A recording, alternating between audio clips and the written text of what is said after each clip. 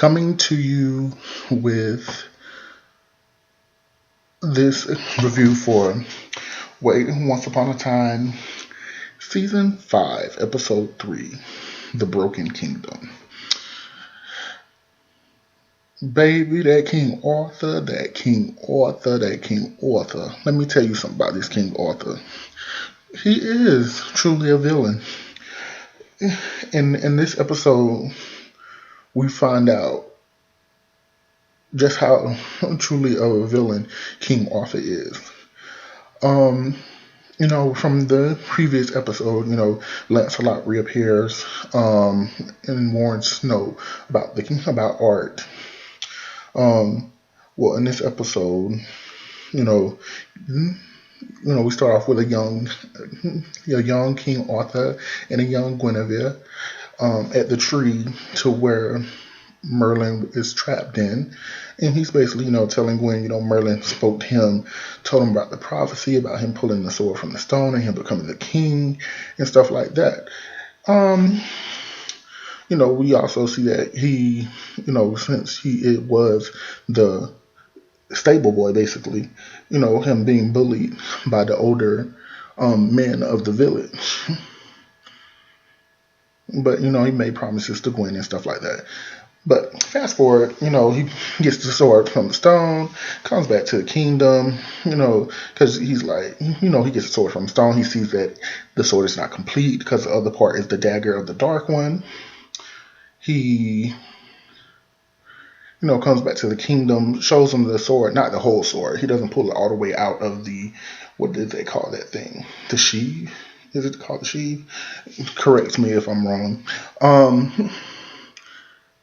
And basically, talks to Gwen and basically feels like Merlin didn't tell him the whole truth and stuff like that, and that his quest is not complete. So we come back to the present. Well, when the Storybrooke team is in Camelot, and, he basically tells Charming, about the sword and how the Dark One dagger is the other part of the sword. And, they have the Dark One dagger. Well, Regina has it. And on that note, because, that Emma, she's dealing with the, her spiritual guide, which I call it, the darkness guiding her into the darkness, basically. And since she's that, she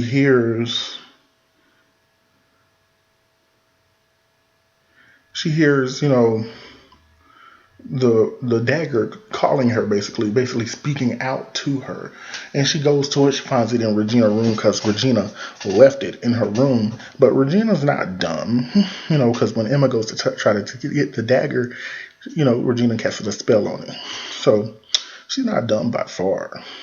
And then her spiritual guide is trying to basically make her use her dark magic to break the spell to get the dagger. Because, the Dark One always wants the dagger. Other than that, hold on, y'all.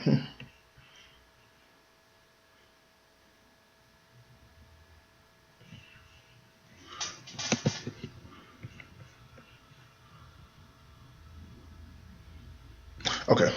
Other than that, they Hook, comes in, sees her and comforts her. And, they basically want to send Emma off to a nice quiet place with, no prying eyes. Because they don't want people to see what Emma is going through. Because basically Emma thinks she's going crazy because she has this guide, trying to make her go into the darkness, basically. And she's not wanting to go into the darkness.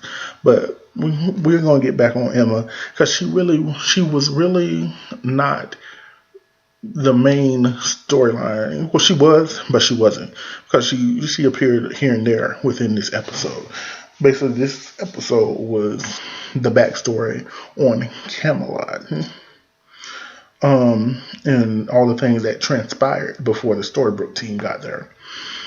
So, here we go. Like I said, we find out, Art is a villain, basically, in this in this episode, and let me tell you how we find this out. First of all, I'm going to tell you, if you haven't seen it, go watch it. This episode actually was a good episode, and I actually liked it. So if you haven't seen it, go watch it. Um, Art, he has did some things in this episode that will make you want to choke him. Um, Basically the manipulation, of Charming, to get him to trust him and to want to get him to, by making him a knight of the round table, basically. And then the things he did in his past. I'm going to tell you. Hold on. But like I said, he shows Charming the broken blade and tells him about what's going on. And Charming goes back to Regina and Snow and tells him Regina and Snow and tell them what's going on. And, Snow tells, Charming that Lancelot is back and what he told her. So, they having an argument about, if we give this to him, we could, save Emma, blah, blah, blah, blah, blah, blah, blah, blah. I told you I'm not going to really go into details. Go watch the show. And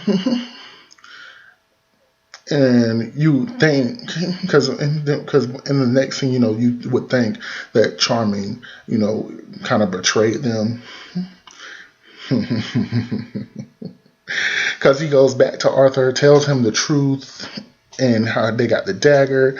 He brings in the container that had the dagger in it, but the dagger's not in there. Then we catch up with Snow, who goes back to Granny's restaurant that they transported in. Lancelot is in there, and she has the dagger. So we think. But other than that, back in Camelot, the beginning of Camelot, it's Guinevere's birthday.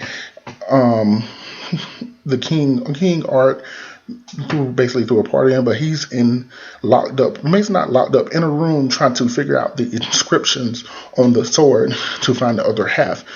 And he kind of does find out where the Dark One dagger is. But Gwen wants her husband back. She wants the man she fell in love with back. And she's not having that because he is so involved in trying to find the other part of Excalibur. So, she goes out. She's out there all alone. Lance sits beside her. They have a conversation. They dance. And, all things are good. He promised, every time it's her birthday, he's going to shower her with a flower. And, they do that. They do the flower thing. The villagers do. And Art comes out, says he figured it out and that he's going on a quest. Basically tells Lance to stay and watch the Queen, but finds out later on. We see that Gwen and Lance go on a quest because she's tired of what this is doing to the man that she fell in love with. So she's on the quest to go find the dagger herself. And Lance basically sees her knows she's going to do this, catches her trying to sneak, and they go on the quest together. So, hold on, let me turn on my fan. It's getting a little hot in here.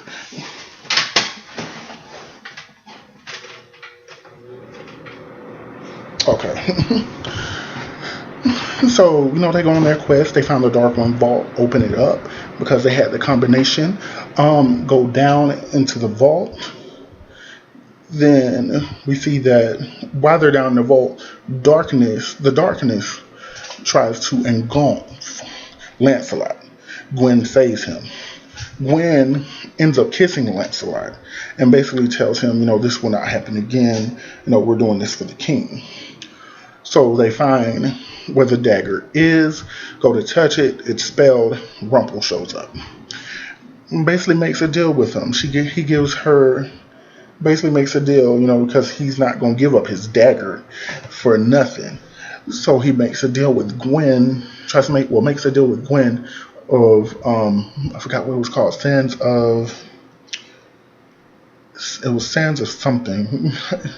Y'all just leave the name in the notes because I forgot it. Even though I just watched it because I'm just getting off work, watching this episode, and then I'm gonna watch The Walking Dead and do a review on that as well. But other than that, back on Once Upon a Time, and we're saying that basically fix what's broken, and makes it look complete. So she accepts it. Lance is like, no, don't do this, and she accepts it anyway, takes it. They go back to the kingdom. Her and Lance having a moment. Art sees that through one of those little things. I forgot what they're called. Is it not a spyglass? Is it a spyglass? I think it's spyglass. And she comes up, tells him, they went on the quest. It was basically where he thought it would be. So it's kind of like he set them. Well, I can't explain it. It was kind of like a setup, sort of, kind of, because he's like, she said, right where you told me it would be, basically. So he grabs her bag, telling her, where is it? Keep going crazy, trying to basically want this dagger of the Dark One, and she was about to sprinkle some of the sand on the sword, but decided to not to, and basically confesses to him that if you continue to search for this, you will not only still have a broken kingdom, but a broken marriage. Basically kind of telling him she's going to leave him and follow her heart, because she's in love with Lancelot, and he's basically doing to her what she wants from Art. But sneaky and tricky as he is, he ends up, taking the sand and putting some on her. When he does that, because remember, it fixes things that are broken. She said, and she already told him, they have a broken marriage. So remember, the sands fix things that are broken and makes them look complete. So when he put the sand on her, it fixed what was broken in her, and basically is making her very supportive of what King Arthur is doing, even though she is not.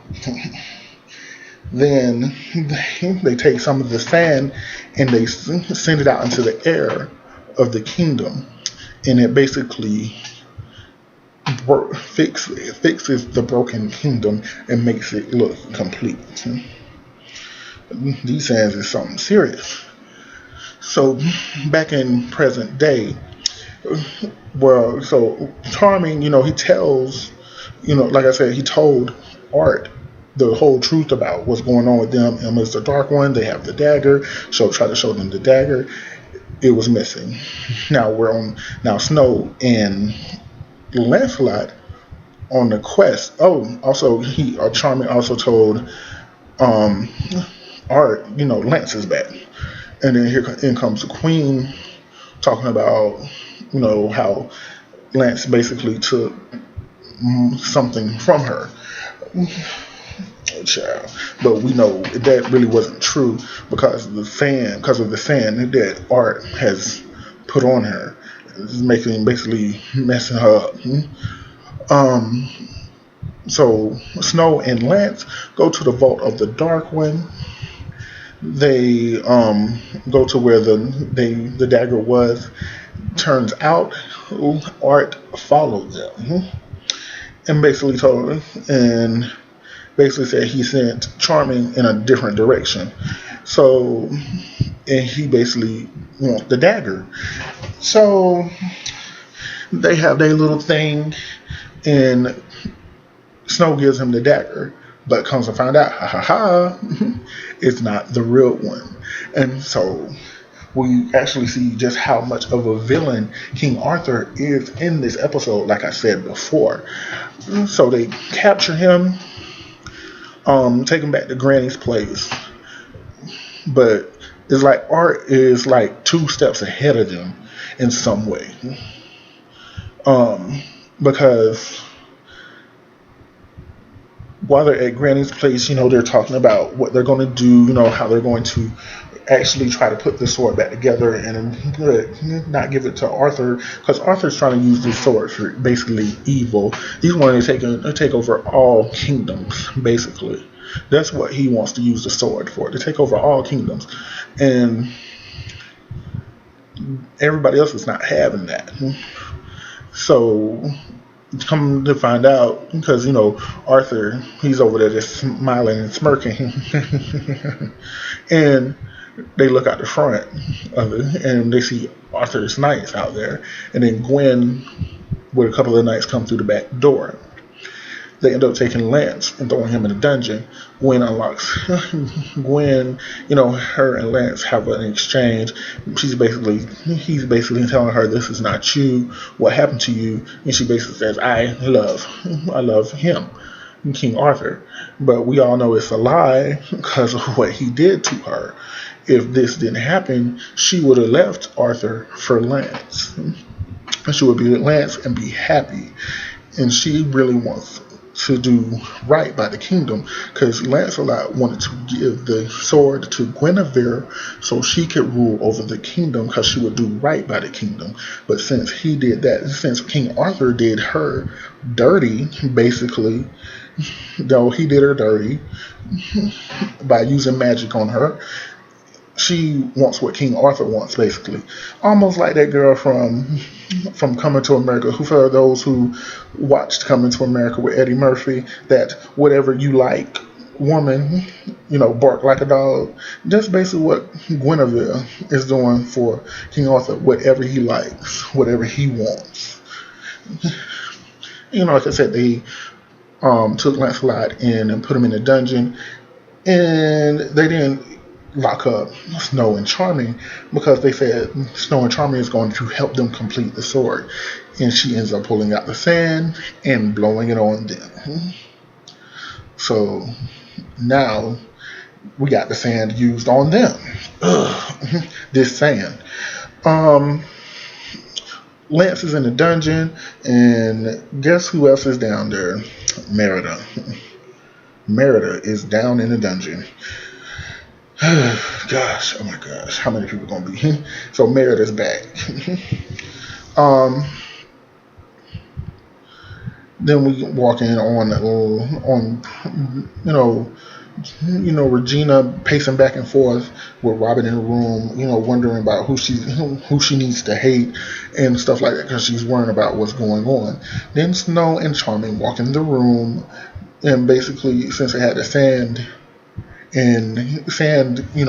blown on them, they're basically the whatever you want people for King Arthur. And they basically tell Regina that she needs to get the dagger because they're going to give it to Arthur, that Lancelot lied, and that they're going to complete the sword. Oh my gosh. But like I said, then we go back. We also see, and then we go back to basically present day. And we're in Emma's basement where she's talking to, now the cowardly Rumple, because he's not the dark one anymore. And she's basically trying to turn him into a hero so he can pull the sword from the stone for her. Because I believe she wants to complete the Excalibur. And she says she has a way to make him a hero. And then she goes off somewhere to her yellow bug, and tied to the front of the bug is Merida. And Merida's telling her, oh, I should have killed you when I had a chance, you witch, whatever. Emma goes in her chest, pulls out her heart. Since she has control over her heart, basically unties her, tells her to get her bow, and tells Merida that she is going to make Rumple brave. Just in some way, this episode had a good play on words too. You got to catch it. Also, in this episode, we had our good scene. Oh, with some nice love, not love scenes. You know what I'm saying? Romantic scenes. That's what I meant to say. Between Hook and Emma, because he's basically fighting for her. He doesn't want her to be the dark one. He wants her to stay light, and he basically takes her on a horseback ride into a field of flowers, and they have their moment, and then we also have um, Henry and the girl he's crushing on. They see each other again in this episode, and they go off and do their thing. So it was, like I said, this was a good episode, and we find out who's who in this episode and what's really going on and going down in Camelot. So, like I said, I like this episode. But once again, thank you all for watching.